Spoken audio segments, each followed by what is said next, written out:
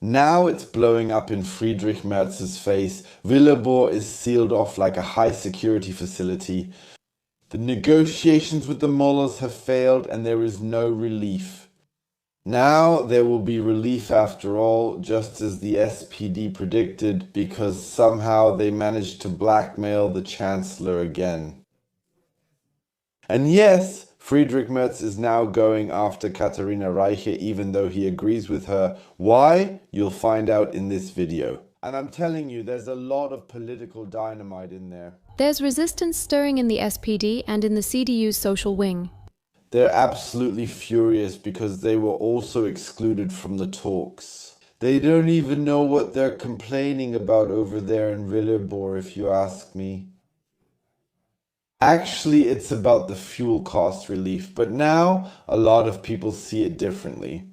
And it seems that one or two, let's say, documents have already been leaked. And it was said that they will focus on the reforms first and leave the fuel prices exactly as they are, because after all, they've lost even more now. Now, only 19% of all citizens can still relate to this government. Over 60% of all people here in Germany are demanding immediate new elections. New elections, new elections, new elections, new elections, new elections, new elections, new elections, new elections. If you'd support me by liking and subscribing, I would be incredibly happy. And probably then we'll get new elections. I don't see any chance of reaching an agreement at all. These two parties have been blocking each other from day one. And if you want my opinion, this government won't last more than a year. Yes, then it's about time because agreements are nowhere in sight. While yesterday they said they might give a press statement today they said no, everything is absolutely confidential. Nothing is allowed to get out, no one is allowed to see how we argue in there. Maybe tomorrow, definitely, maybe just like the autumn of reforms, in the summer things will noticeably get better. Yes, absolutely promised. Tomorrow there will be a statement about what they are really going to do now to provide relief for these citizens.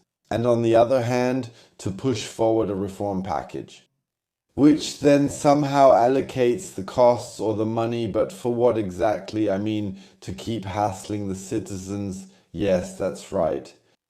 But actually saving, that's absolutely not possible. That means, like other countries, like Ireland, for example, like France, which are explicitly addressing this and probably removing the carbon tax for now, in Germany, no, that's absolutely not possible.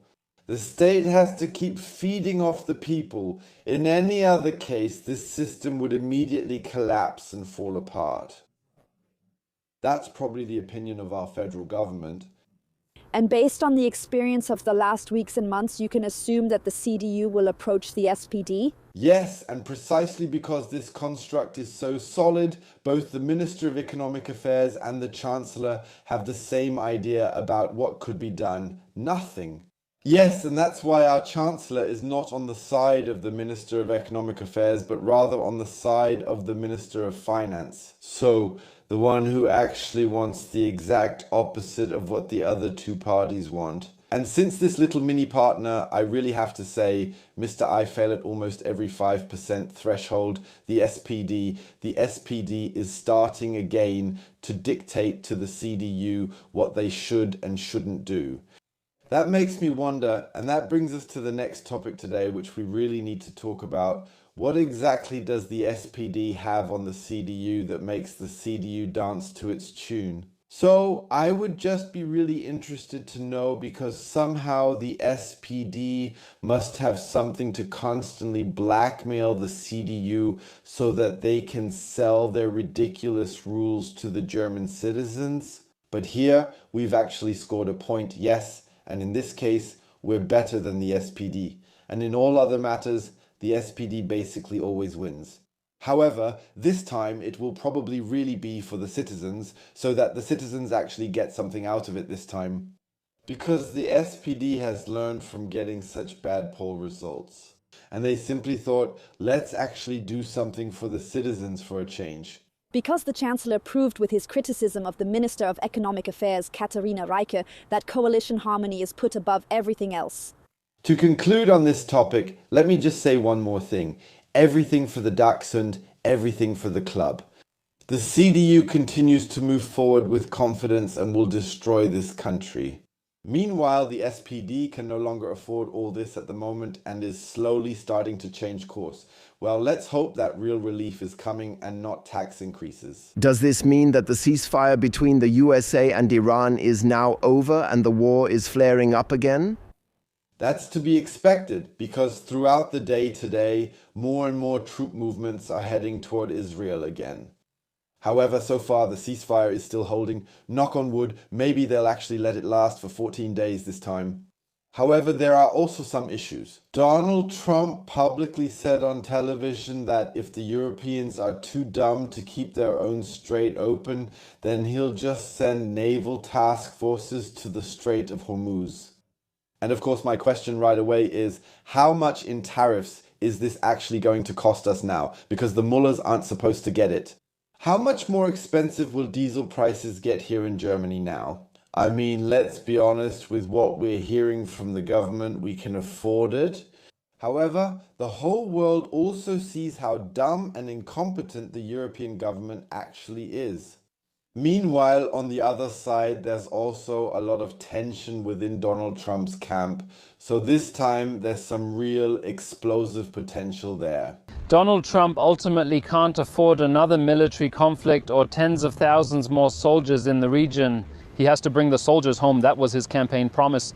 In the end, that doesn't necessarily go over well with his supporters either. So in that sense, yes. Above all, the world is pretty much in turmoil because of this. So about 80% of all countries are now somehow blaming Netanyahu for the whole thing. The whole world wants peace, just somehow not Israel, which we've also seen in the last few days. Where in the US, more and more, I really have to say it like this, discontent is spreading. And also his approval ratings, which are just dropping massively. So the big question is, will there be a new attack now? Yes or no? However, what he has done to somewhat reassure the world is that he will probably clear the mines in the Strait of Hormuz now, if there are even any mines there. That's actually not entirely clear yet, or rather, none have been found so far. And then he will probably allow shipping traffic to resume. The only question then is, what about customs duties? Because after all, it was cleared by him. Europe has held back and is now trying to negotiate better with Iran. What do you think about it? Write it in the comments. That was the Suntag News this evening. See you again tomorrow morning, and I already have something up my sleeve that's pretty explosive, but I'll tell you more about that tomorrow morning.